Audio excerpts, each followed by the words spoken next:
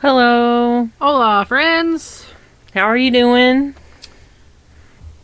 Hope you are having the week that I don't want to say you deserve because I always say that. I hope you're having an okay week. I hope you didn't stub your baby toe this week. Oh, well, that was nice of you. Thank you. Am I supposed to be the Debbie Downer one this time? No. Okay. I hope you were so close to that promotion. Yeah. But I hope you didn't get it. Oh! Oh! So, what are we talking about this week? So we're gonna talk about, initially, we had an idea for this week, and it was relevant because of the time frame that it was in. And we'll talk about that later on. But instead of, I decided we could do an episode about bank robbing bitches. So like female bank Pew, robbers. pew, pew, pew, pew, pew. So much for that already not saying bad words. But you know what? It's fine. I know, I've been thinking of like a better way to say that, but there is no better way to say like that, it. I don't think. I like so, it. we're rolling with it. So we're going to go with 10 famous female bank robbers. Alright. You ready to just jump into it? Let's jump into it. Alright, so when you think about historical bank robbers, you think about names like John Dillinger, Babyface Nelson, Pretty Boy Floyd, Butch Cassidy and the Sundance Kid, but let's give some credit where credit is due. There have been some pretty tough broads to make their names, bank robbing broads. Yeah, I could do their that. Names known on the bank robbing scene. Alright, so first, we have Sylvette Phyllis Gilbert. This 46-year-old woman had an almost 5-year-long streak going in the Columbus, Ohio area. She was dubbed the Church Lady Bandit.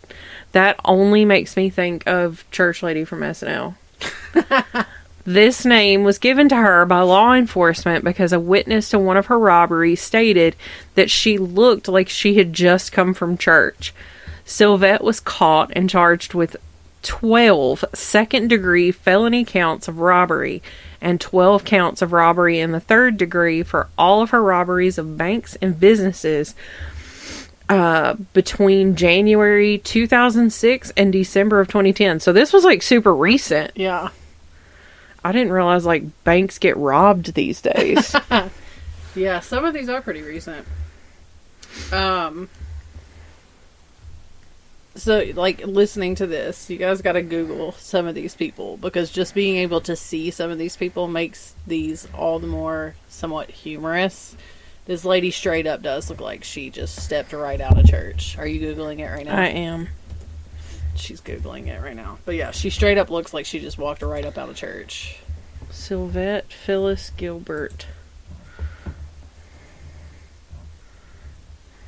Images. Oh, that was not helpful. Search the Church Lady Bandit. Or just do the link that... Hold on. There's a picture of her on the link.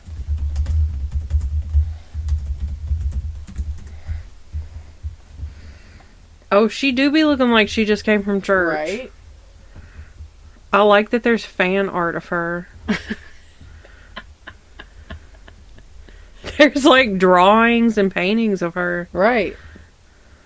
Oh my god, the internet is a weird place to live. It's wild. So next, we have Cora Hubbard. Cora was a part of the August 17th, 1897. Is that right? 1897? I think so. Robbing of the McDonald County Bank in Pineville, Missouri. She was one of... Yes, this is right. She was one of only a handful of women who actively took part in the actual process of robbing the banks in that area, or era. She was compared to Belle Starr, who was also a famous female outlaw at the time. So I don't have a whole lot on her, but... Next, I have the Starlet Bandit. That sounds fancy. And she was given this name despite her frumpy appearance.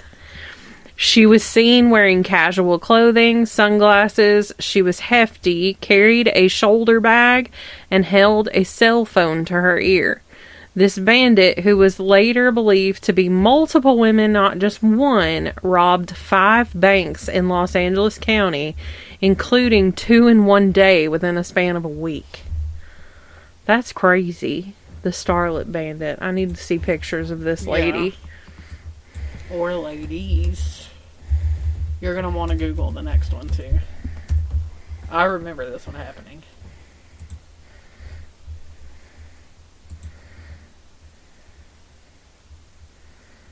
Oh my gosh. Oh, I think that is. I really do. That's not the same lady.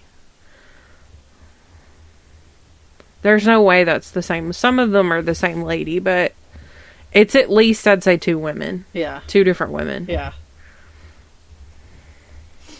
So this next one is also 2 women, but this one has an interesting story, okay? The Barbie Bandits were 2 women by the names of Heather Johnston and Ashley Miller. In February of 2007, they held up a Bank of America in Ackworth, Georgia. The 2 began plotting shortly after they met, working together at a titty bar. Oh. They planned this with the aid of Johnston's boyfriend, Michael Chastain, and a bank teller. Miller was sentenced to 2 years in jail, but Johnston, this bitch, only got 10 years of probation. Oh. Because she was the first to cooperate with the investigation. Hey. She a rat. Hey. But look at them. They look like Barbies. They like, do. You know that They that look movie, like they work in a titty club. You know that movie White Girls? Or Yes. White Chicks? Yes. That's what it reminded me of. Yeah. I could The see fake it. tans, the blonde hair. They definitely do be looking like they work in a strip club. Right. Not to generalize ladies who work in strip clubs. Hey, but I'm here for it. Get your money where you Yeah. can get your money. Yeah, I'm not if judging you. Got you. it, shake Right. it. I'm not judging you at all. Whatever you got to do to pay your college or pay your bills or feed your kids, I don't give a shit. Do it. Okay. I'm next. Hold on. Let me get to it. Okay. So we have Erica Anderson, aka Bank Robbin' Mama. In September of 2010, she robbed the Umpqua? What on earth is that? That was the way it was pronounced. Umpqua. Umpqua Yeah. Bank branch in Grants Pass, Oregon, and was arrested. After that, on December 17th, she pled guilty to robbing 2 banks in Temecula? The 37-year-old mother of five was sentenced to 2 years in prison, but was released on $25,000 bail and ordered to surrender to authorities in January. That's crazy. So if it's not already evident, I wrote this episode, and Brittany did not read it. I did not. So if this episode sucks... She told me to, and I didn't. Right. If this episode sucks, that's all on me. Sorry, guys. The next one, I really liked this story. And I remember reading about this, I think, in school. I know about this one. Kate Ma Barker. She was born in Arizona as Donnie Clark on October 8th of 1873. She served as a mother to a mother figure of several crooks who ran the Barker gang. This was a time tagged as the Public Enemy era as exploits of gangs in the U.S. Midwest took hold of the American population and, most importantly, the press. This hard-ass woman took pride in knowing the goings-on of the criminal activity and helped criminals before and after the crimes went down, making her an accomplice. The fact that the criminals would often send her to the movies during the time frame of the activities kept there from being any evidence that she was ever an active part of the planning or follow-through of the crimes. She was simply just the caretaker of the criminals. Yeah. Next, we have 20-year-old Candace R. Martinez, who netted $48,620 from robbing 4 Wachovia bank branches in the Virginia suburbs of Washington, D.C. She was dubbed the cell phone bandit because she would be talking to her boyfriend on the phone during the robberies. She was sentenced to 12 years in prison, with 7 of those being because she pulled a revolver during one of her robberies. What an idiot. Upon sentencing, the former employee of Wachovia Bank apologized to the bank teller she robbed. So she was So she was a former employee. Okay. of the banks that she robbed. That's messed up. Right.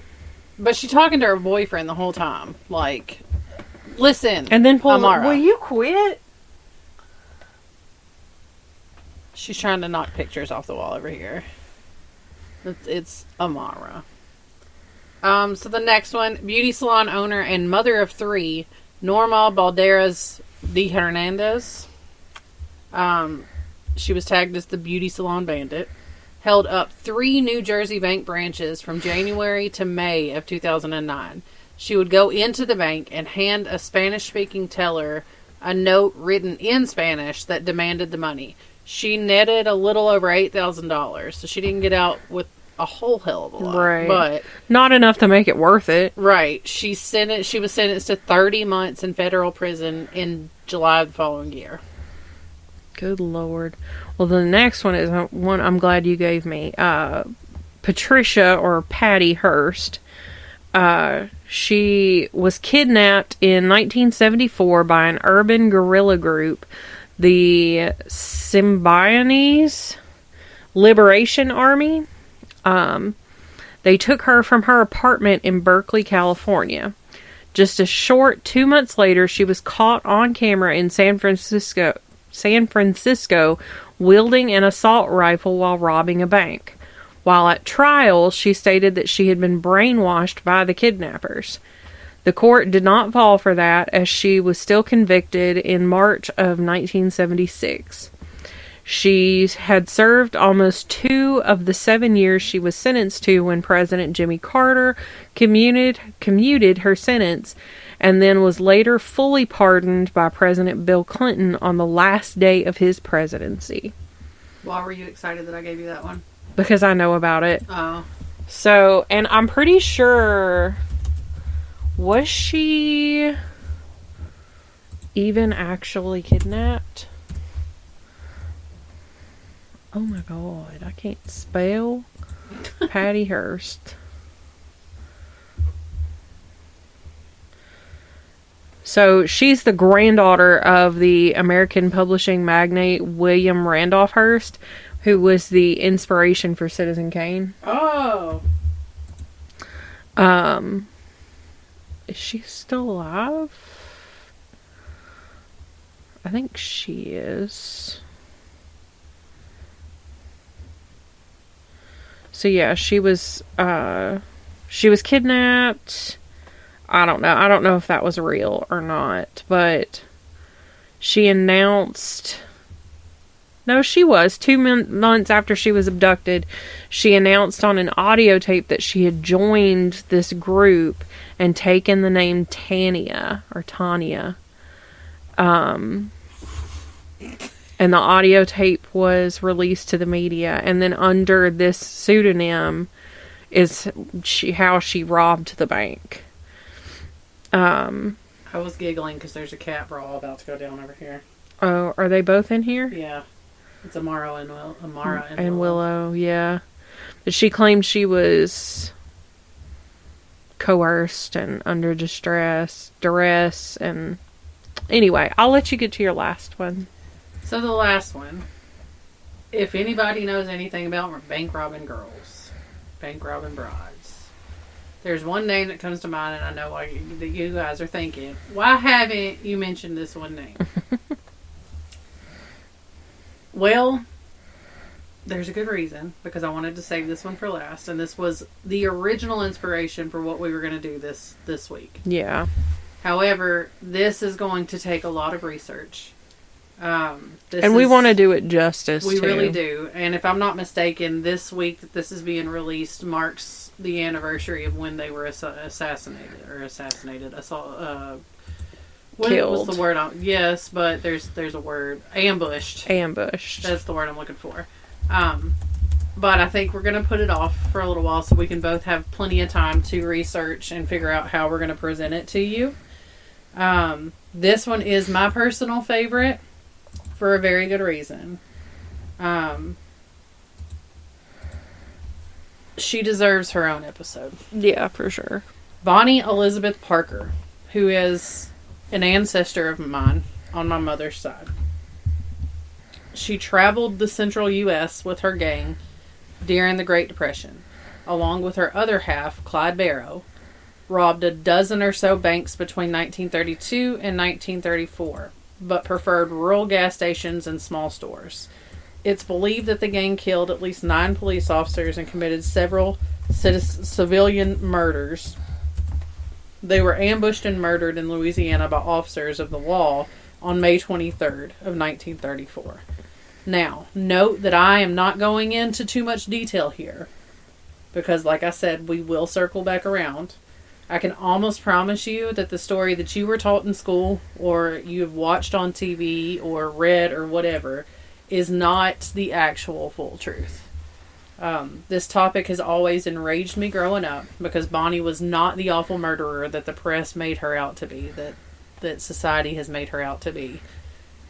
She was simply just a woman who wanted more than anything to be famous, and just fell into it in the wrong way. She wanted to be appreciated. She wanted to be noticed. She wanted to be bigger than what she was, living small town life.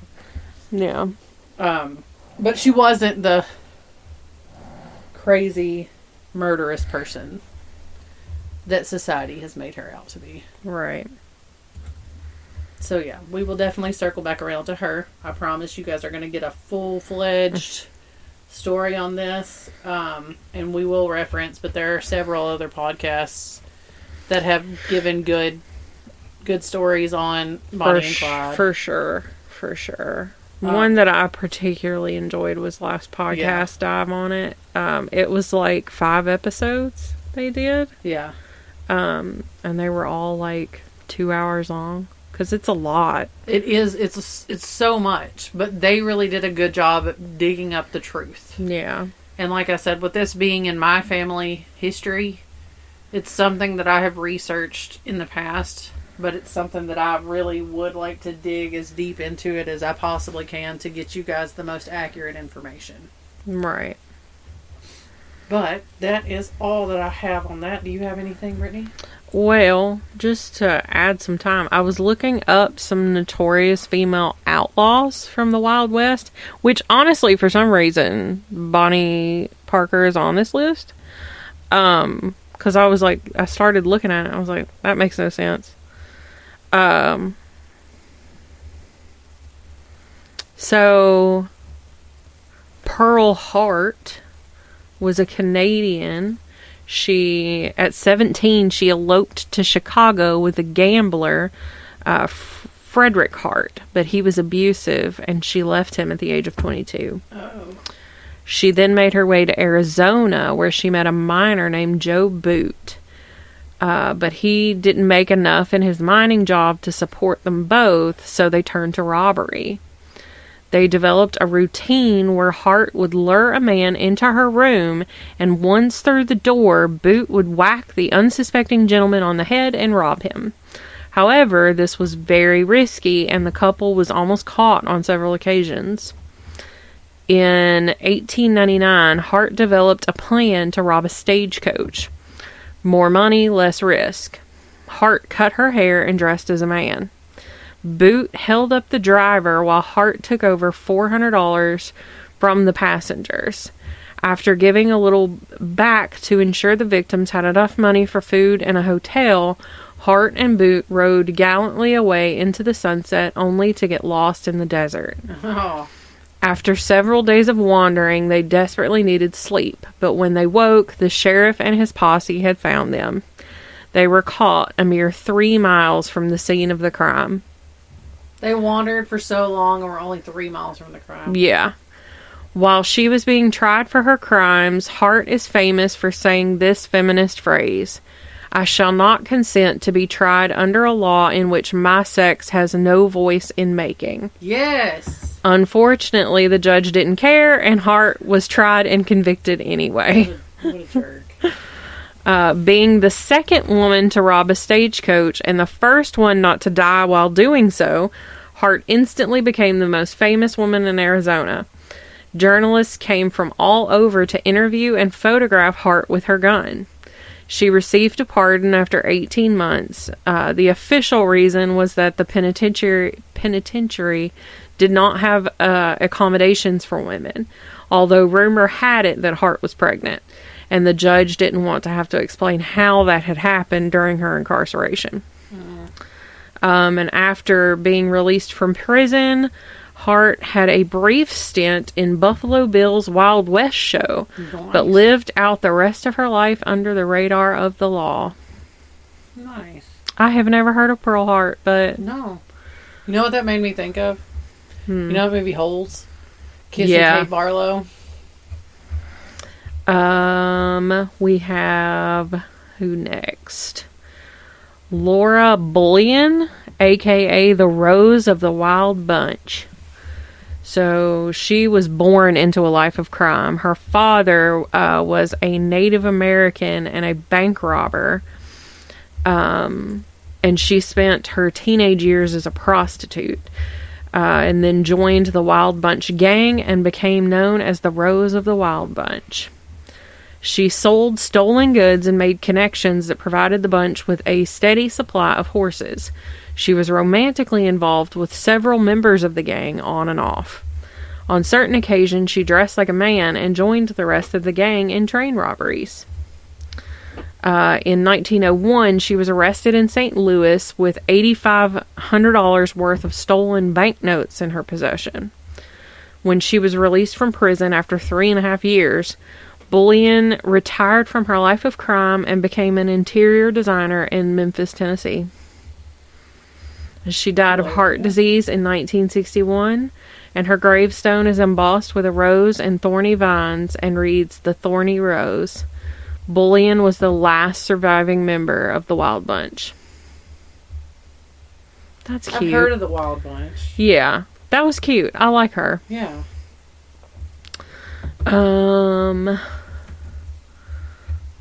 Let me skip down to the next one. Wait a minute. I'm Googling as well. We have Rose Dunn, who was the Rose of the Cimarron.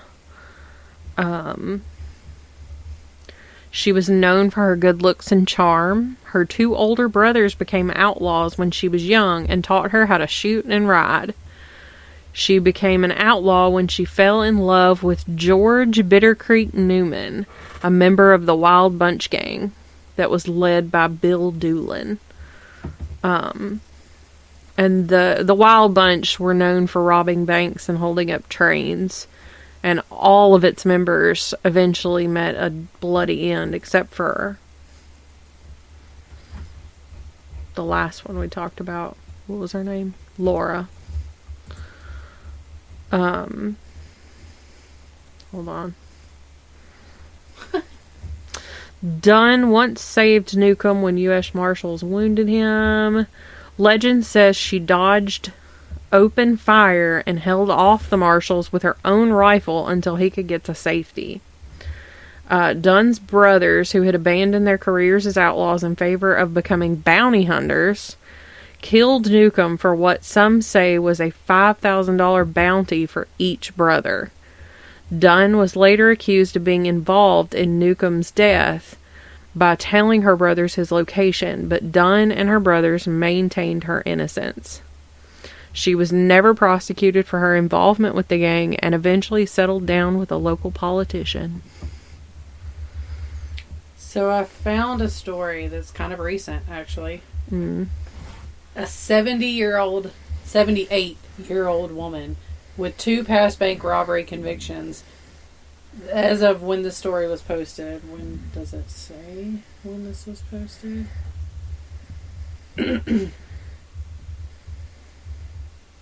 I don't see where it says, but I'm getting this off of theguardian.com.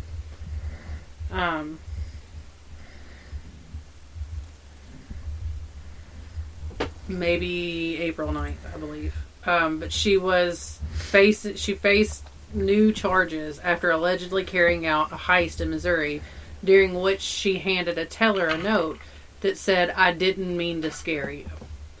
Bonnie Gooch I like that name. has been jailed on a $25,000 bond after she was charged with one count of stealing or attempting to steal from a financial institution in the holdup last Wednesday in Pleasant Hill, which, like I said, I think this was posted on April 9th. Yeah. The Kansas City Star was reporting this. Gooch was convicted of robbing a California bank in 1977 and one in the Kansas City suburb of Lee's Summit in 2020. Her probation over the second heist ended in 2021. Court documents filed in Cass County in the latest case said the robbery note demanded $13,000 small bills and added, "Thank you. Sorry, I didn't mean to scare you." Good Lord. The woman allegedly told the teller not to count the money and just give it to her. Surveillance video also captured her banging on the counter, asking the teller to hurry. Cass County prosecutors, told this. Mm-hmm. Witnesses said that the suspect was dressed in all gray and wearing plastic gloves, a black N95 mask, and black sunglasses. Prosecutors said she smelled strongly. Oh, why did that scroll like that? She smelled strongly of alcohol when the officer stopped her less than 2 miles away with cash scattered on the car's floor. She was very stern with officers. "It's just sad," said Pleasant Hills Police Chief Tommy Wright, adding that the suspect had no diagnosed ailments. Wow. 78-year-old woman still kicking it enough to rob a bank. Man, I hope I'm that awesome at 78 years old. Good Lord. Sarah Jane Newman. She was born in 1817 to one of the first families to settle in the Austin, Texas territory. And she also became known as Sally Skull. I've heard that. She grew up having to defend her family's land from constant attack. And legend says that her mother, Rachel Newman, once cut off the toes of a Comanche Indian who was trying to get through their front door. Newman married Jesse Robinson at the age of 16, and they had 2 children together. And after 10 years of marriage, Robinson filed for divorce, and Newman was married to her namesake husband, George Skull, less than 2 weeks later. He died mysteriously in 1849. Mysteriously. Her next husband, John Doyle, also died under mysterious circumstances after a short marriage. She killed him. Inheriting her mother's spirit, Skull became notorious as a male-dressing, gunslinging, horse-trading woman. She would make the treacherous trip alone to Mexico twice a year and come back with horses that were likely stolen, but no proof could be found. She's rumored to have killed 2 of her 5 husbands. And that's where that left off. So I had mentioned in one of the stories that I told when I was talking about Cora Hubbard, how she was compared to Belle Starr. Mm-hmm. So Belle Starr was a Texas outlaw in the 19th century. She was born as Myra Belle Shirley. She lived a bandit's life associating with unsavory folk like Jesse James. Mm-hmm. She and her husband, a Cherokee Indian named Sam Starr, were known for housing outlaws on their ranch in the Oklahoma Indian Territory and for preying on travelers and cowboys passing through. She and her husband were convicted of horse stealing in 1883 and served time in a federal pen. She was charged with a handful of other crimes before being shot and killed on her ranch in 1889. The killer was never identified. I'm getting this from Britannica. They've got some good ones on here. Well, this one's not very long. Oh, I like this one. Anne Bonny, an Irish pirate who trolled the Caribbean Sea with pirate John Calico Jack Rackham in the 18th century, Rackham was wise to go against common thinking that women were bad luck on board a ship. Bonny and the crew had a successful run hijacking and pillaging merchant vessels.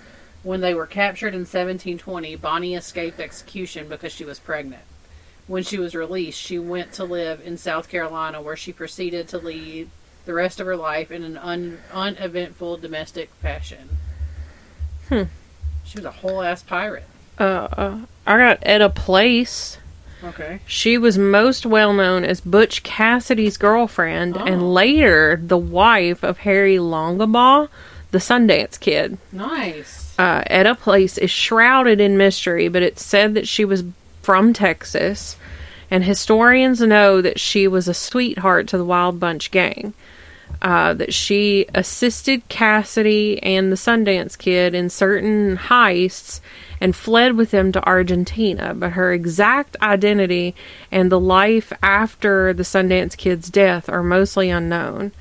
Theories have suggested that she and Ann Bassett, one of the famous cattle rustling Bassett sisters, were one and the same because of similar looks and their ties to the Wild Bunch gang. Photographic evidence analyzed by historians in recent years have suggested that this may be the case. I found Mary Surratt. She ran a tavern with her husband in Maryland where they welcomed Confederate soldiers during the American Civil War. When her husband died, she moved to Washington, D.C. and opened a boarding house. The boarding house became a meeting place for John Wilkes Booth and his fellow conspirators. She herself became entangled in the plot to kill Abe Lincoln. She's thought to have been in regular conversation with Booth about his plans and assisted in concealing the weapons used for the murder at her tavern in Maryland. She was tried and found guilty of conspiracy and became the first woman to be sentenced to death by the U.S. She was hanged with the other conspirators on July 7th of 1865. I also have Charlotte Corday. She became an assassin at the age of 25. She was the daughter of French nobles. Her allegiance during the French Revolution lay with the Girondins, Girondins, which are the French Republican politicians, and the French Constitution.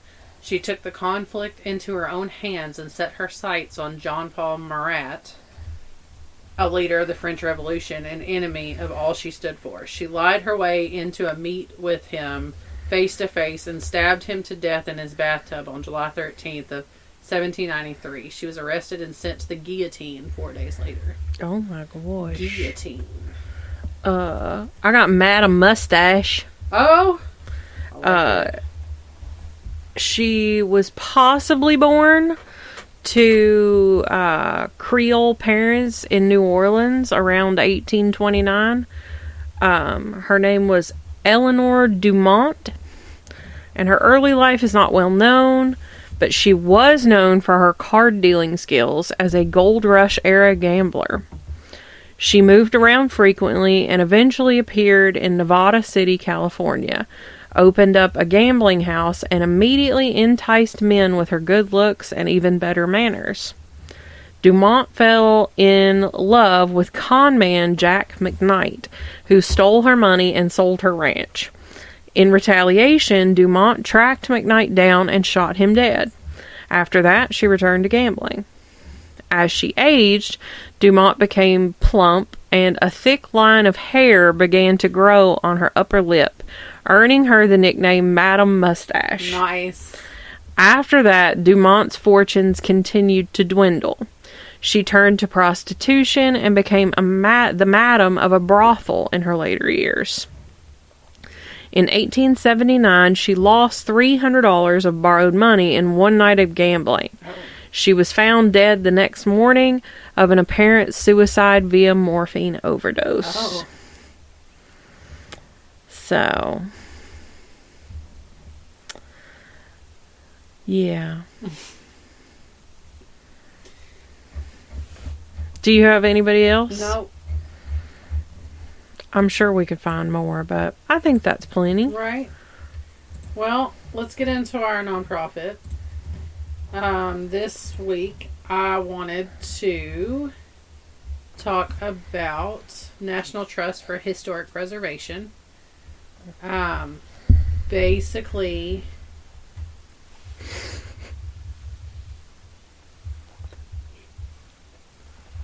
they raise money to make sure that the places, historical places, stay. Yeah. You know, honestly, and it looks like it might not just be America, but I could be completely wrong. I did not link the link that I thought I did. That takes me to like their about page or whatever. Hold on. I'm getting there.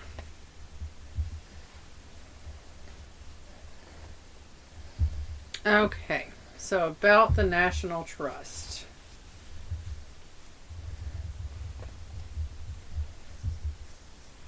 Stupid pop-up. Go away. The National Trust for Historic Preservation is leading the movement to save places where our history happened. Old places are where our lives, memories, and stories began. They connect us to the past, anchor us to the present, and lead us into the future. These places inspire us to create a stronger nation because they belong to all of us. For more than 70 years, the National Trust for Historic Preservation has led the movement to save America's historic places. A privately funded nonprofit organization, we work to save America's historic sites, tell the full American story, so I guess it is just America, build stronger communities, and invest in preservation's future. Thanks to the passion and dedication of our advocates and supporters, we're able to protect hundreds of places every year. Help us save places that matter for ourselves, each other, and our future together. I like that. I like the way that was worded. That was perfect. Whoever their PR person is. Or whoever made their website. You deserve a raise. So yeah, I'm all about, because, you know, there's a lot of places, and we're going to come up on an episode here possibly next week that I'm going to talk about a certain place that I feel like should remain just because of the rich history it holds. Yeah. But there's a lot of places all over. We see it here in Nashville where it's like a very historic site, a very historic place. Yeah. And then, you know, all of a sudden we're going to demolish this and put in tall and skinnies and apartments and more businesses. Because, you know, Nashville is not packed enough. Right. Nashville is continuously growing, and we're the new California. Gosh. I hate it here. Yeah. We say that like it's not often that like you come across like native Nashvillians. Right. And like we've been here our whole lives. Right. And then there's like people who are just like, oh, I just moved here. It's like, go away. Why? Why did you move here? Why? It sucks here. Why did you pick here? It didn't suck as bad. It's like when we were like in elementary school. So we had a girl that moved here from Costa Rica. You know who I'm talking about? Yeah. And I was literally, one day I looked at her. I think we were in middle school. And I said, why did your parents pick here? Of all the, like it occurred, it just dawned on me one day. I was like, you were living in Costa Rica. Well, it's paradise, bro. And your family went, Ashland City looks great. I didn't mean to say the city. I was like, this is the first time we've yeah, like, no. It's okay. I should have said Nashville, but it's okay. fine. It's okay. You don't know where my house is. It's okay. But yeah, I mean, even just like Tennessee in general. Right. Well, I'm just like a lot of her family followed them. Yeah. A lot of them. So, I don't know what they had going on in Costa Rica. Right. But it might not be the paradise that we think it is. Yeah. But like, I don't know. I don't understand it. And that's like people from like Florida moving here. Why? I get it. I don't.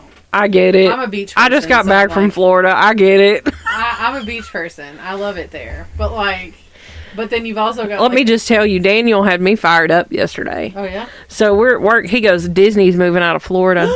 And I said, what are you talking about? He's like, they just bought land outside of Atlanta.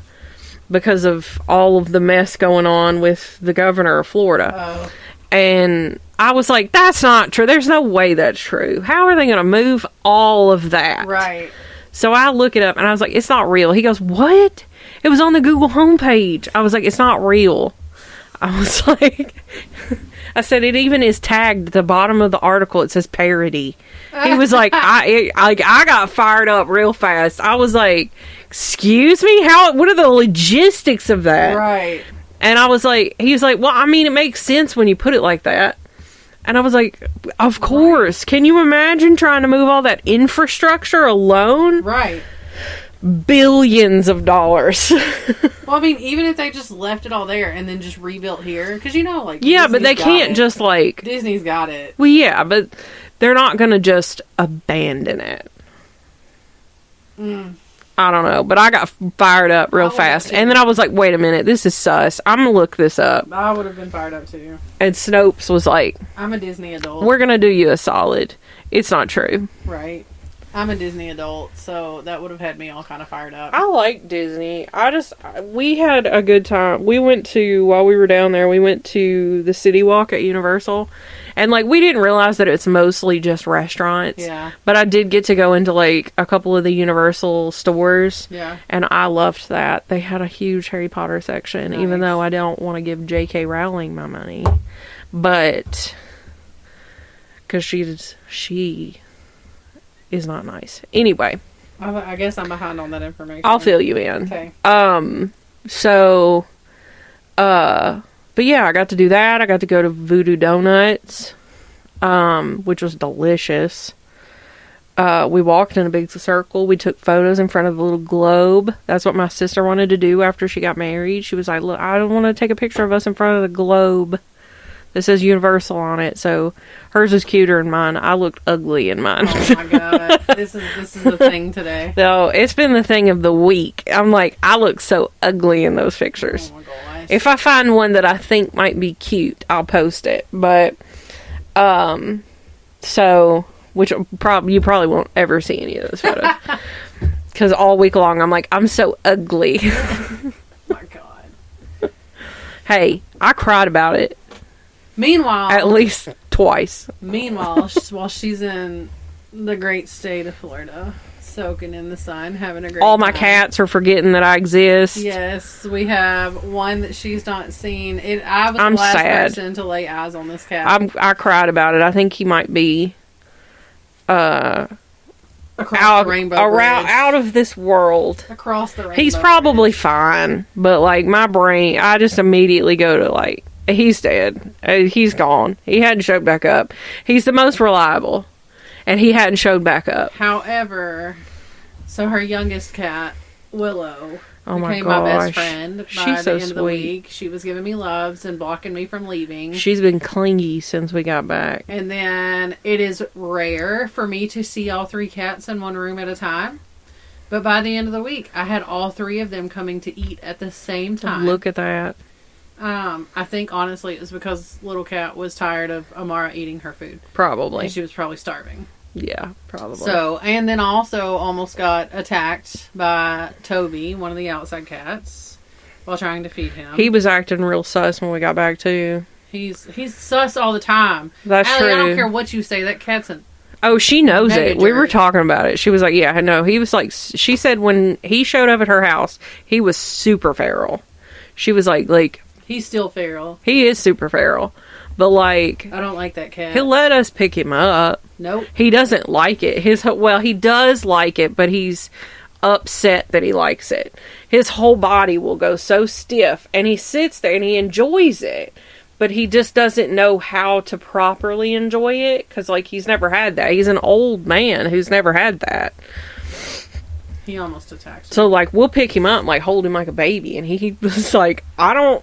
And then when you put him down, he's upset that you've stopped loving on him. And that's when he'll grab you. I'm not going to even attempt it. I'm not going to. He scares me, though. Yes, like, very much high so. key. Every time you've ever gone out of town, and I have been in charge of coming to feed the cats. Honestly, I wouldn't blame you if you just opened a can of wet food and just stuck it outside the sliding glass door. And then just That's called an idea that I didn't have. Yeah.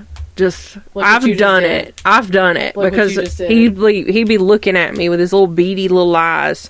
And I'll be like, you're not getting me today. I get a stick.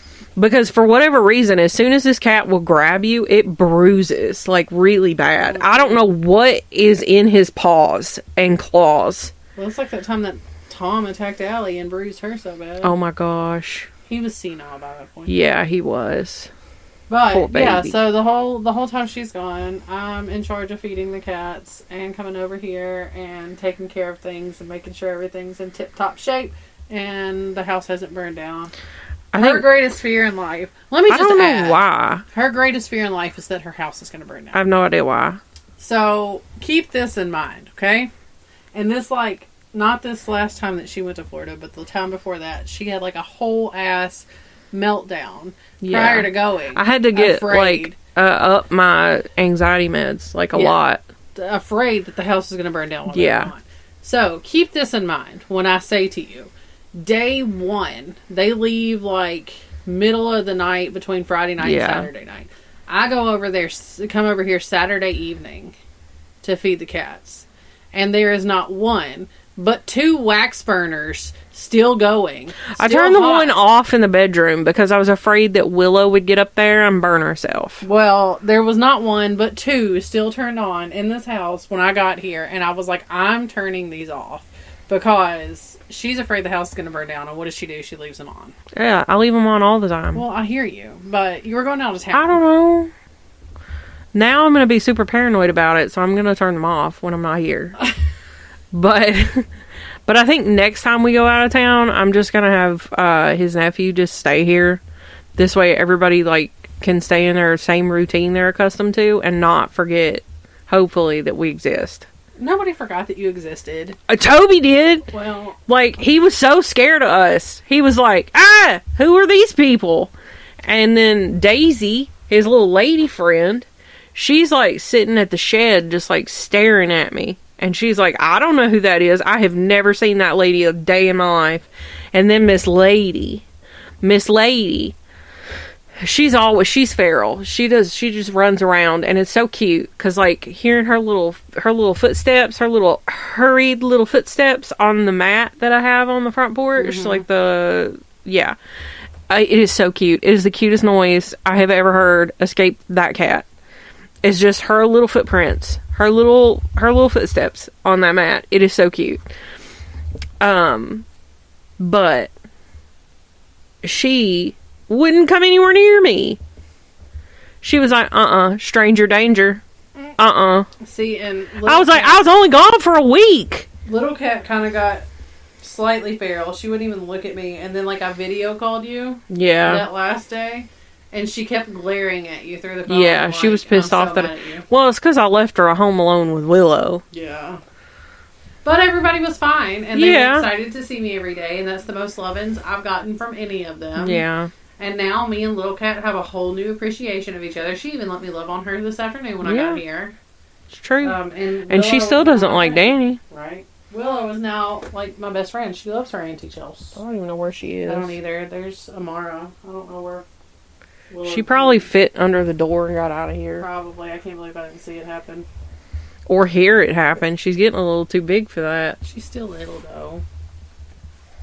But, alright, guys. Well, we appreciate you coming and listening to another week. And, of course, we derailed like we always do. Right. That's fine. That's what we're here for. Right. Just here to have a good time.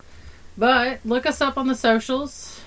Instagram, Facebook, Twitter, TikTok, email us Wanders of Weird. at gmail.com. Share us out. Who should we tell this week? Tell your best friend's brother. Oh, that's a good one. If they don't have a brother, then tell your best friend's uncle. There you go. Send us spooky stories. Send us any stories. Send us anything. Give I us mean, ideas. not anything. Well, Within reason. I don't want to hear about, like, your... personal escapades. Your sexcapades.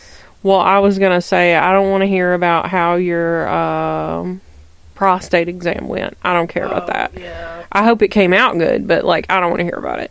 Or your colonoscopy. Yeah, how was the wind after that? The wind.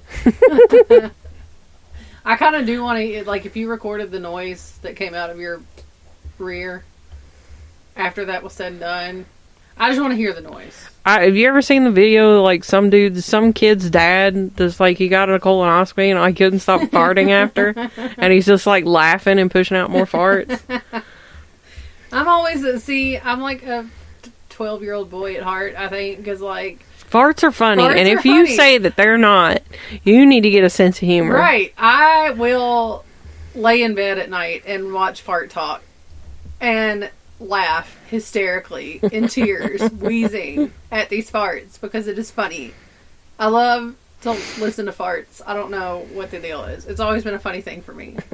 It cracks me up. Like, We're definitely on two different algorithms on Right. TikTok, because I don't see that many fart videos. that's right. My grandfather used to... Mm-mm. He'd fart. You'd hear him walking through the hallway. Mm-mm. Or if it was silent and all you heard was mm-mm, you'd run because the paint or the wallpaper was about to start peeling off the walls. See, my granny, she whipped I can hear it now. Brittany Desiree, let me tell her my business. She'd, like, let the littlest two go, oh! Like, it spooked her. One time, my aunt used to keep me in the summer during the week, and my little cousin, it was her grandson. He was like, I don't know, 3, 4. He was little. She farted, and it was quite loud. And, like, my aunt is tiny. She's always been tiny. She's just real small. Yeah.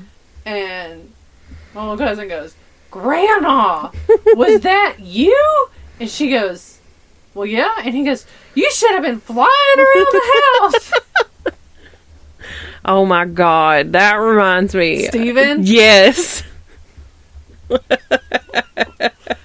5 years old, this child has a race car bed, and all of a sudden we're laying there. This was my ex-husband's son, so my ex-stepson, which I still love to death. This kid can do no wrong in my eyes, still to this day. But he's like 5 or 6 years old, laying in his race car bed, and all of a sudden we hear a big bang. And so we take off running to go see what happened. And he's laying on the floor outside of his bed. We're like, what happened? He goes, I farted and it blew me out of the bed. Oh, God. That kid was so funny. He's still funny. I hadn't seen him since then, He's so pretty. He is so pretty. But yes. Anyway, share us out. Send our stories. Give us constructive criticism. Just let us know. Just let us know. Yeah. Let us know. Okay. Help us figure out ways to go viral on TikTok. The dog didn't work. Dog didn't work. But apparently me sitting at my computer worked kinda. One time. But, alright. Okay, bye-bye. Okay, bye.